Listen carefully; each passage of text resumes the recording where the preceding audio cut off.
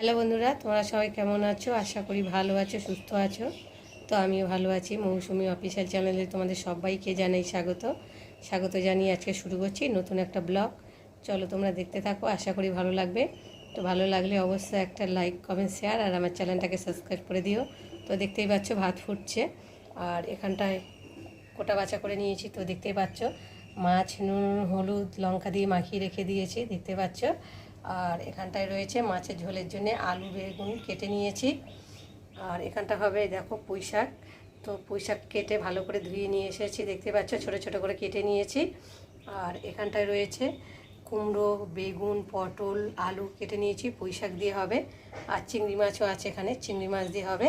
আর এখানে মাছের ঝোলের মশলা করে নিয়েছি, আদা বাটা জিরে বাটা কাঁচা লঙ্কা চেরা করে নিয়েছি, টমেটো নিয়েছি, আর পেঁয়াজ একটু বেটে নিয়েছি, আর একটু পেঁয়াজ কুচিয়ে নিয়েছি মাছের ঝোলের জন্যে।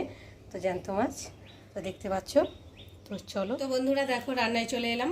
ভাত হয়ে গেছে, আর এখন কড়াইতে তেল দিয়েছি, তেলটাও গরম হয়ে গেছে। আর এখন মাছগুলো ছাড়বো, তেলের মধ্যে ছেড়ে ভালো করে ভেজে নেব।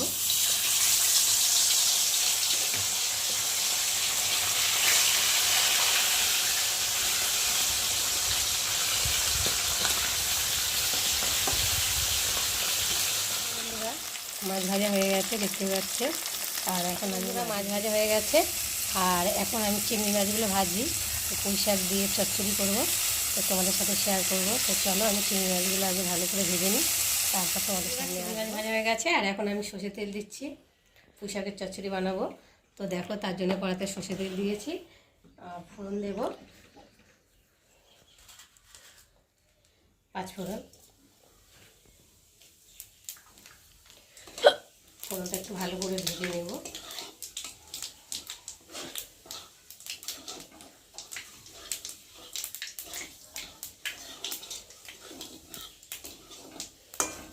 দেখতে পাচ্ছ ভাজা হয়ে গেছে তেলের সাথে ফোড়নটা। আর এখন আমি দেবো কেটে রাখা সবজিগুলো।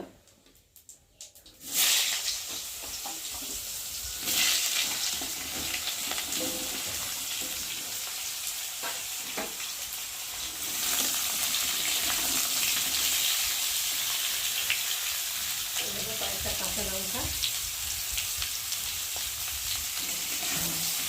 দিয়ে সবজিগুলোকে ভালো করে ভেজে নেব।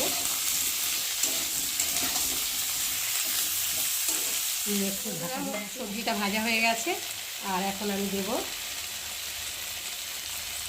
জিরে বাটা, আর দেবো আদা বাটা,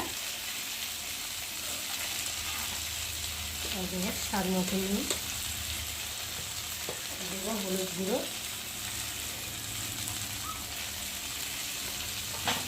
দিয়ে সবজিটাকে ভালো করে মশলার সাথে ভেজে নেব।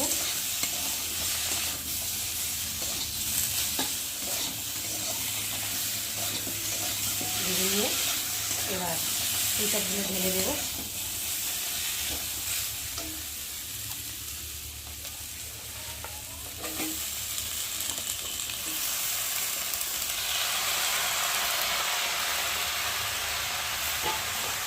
দিয়ে এই সবটাকে ভালো করে একটু কষিয়ে নেব।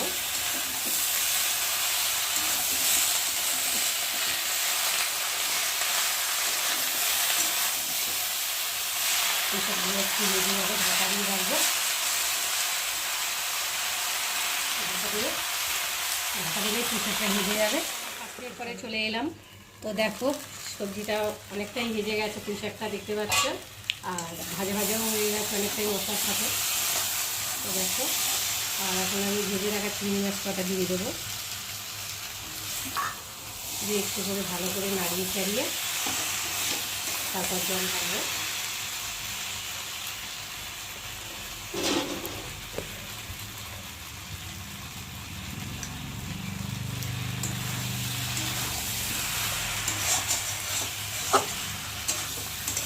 ডালের বড়িও দেওয়া যায়, যে কোনো বড়ি, যে ডালের ডালের বড়ি করে যে বড়ি দেওয়া যায়। তো আমি চিংড়ি মাছ দিয়ে করলাম, চিংড়ি মাছের দিয়ে করলে ভালো লাগে, সবটাই আলাদা চিংড়ি মাছের। চলো আমি এখন একটু জল দিয়ে দেবো, দিয়ে আবার ঢাকা দেবো। দেখো আমি একটু জল দিয়ে নিই।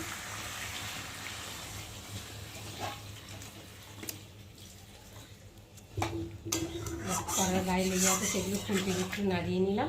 বন্ধুরা দেখো আমার পুঁইশাক চচ্চড়ি বানানো রেডি হয়ে গেছে, দেখতে পাচ্ছ। আর এবার নামিয়ে নেব। নামাবার আগে একটু স্বাদ মতো চিনি দেবো, চিনি দিলে তরকারির টেস্টটা একটু অন্যরকম হয়। তা দেখতে পাচ্ছ অল্প করে একটু চিনি দিলাম, দিয়ে একটু নাড়াচাড়া দিয়ে নামিয়ে নেব। তো রেডি হয়ে গেল আমার পুঁইশাক চচ্চড়ি। তো কেমন লাগলো তোমরা অবশ্যই বলো।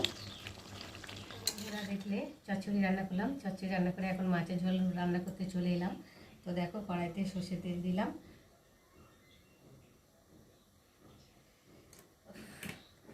তো গরম লাগছে, ভালো লাগছে না কিছু, ঘেমে যাচ্ছে, রান্না করবো কি।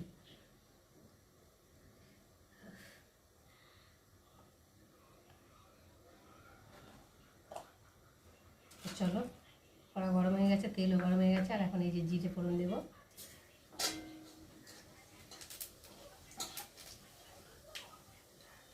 আর কুচিয়ে রাখা পেঁয়াজ কুচি,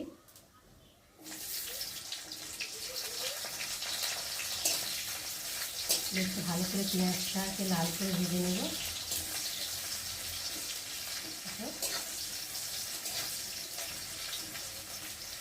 পেঁয়াজটা জিরেটা একটু ভালো করে ভেজে নেবো, নিয়ে এখন সবজিগুলো দেবো। তো দেখতে পাচ্ছ আলু আর বেগুন, আলু আর বেগুন কত লম্বা লম্বা করে কেটে নিয়েছে, মাছের ঝোলে লম্বা লম্বা করে দিলে ভালো লাগে। দেখো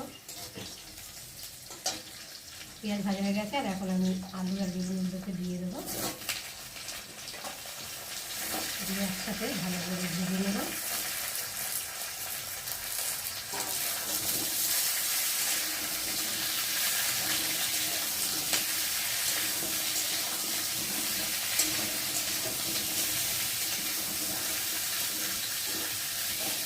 বেগুনটা আলুটা ভালো হচ্ছে,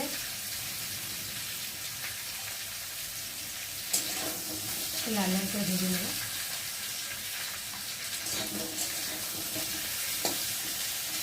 ভাজা হয়ে যাবে। আর এখন তারপরে দেবো জিরে বাটা, আদা বাটা, টমেটো কুচি, পেঁয়াজ বাটা, আর এগুলো নুন দিয়ে একসাথে কষিয়ে নেব।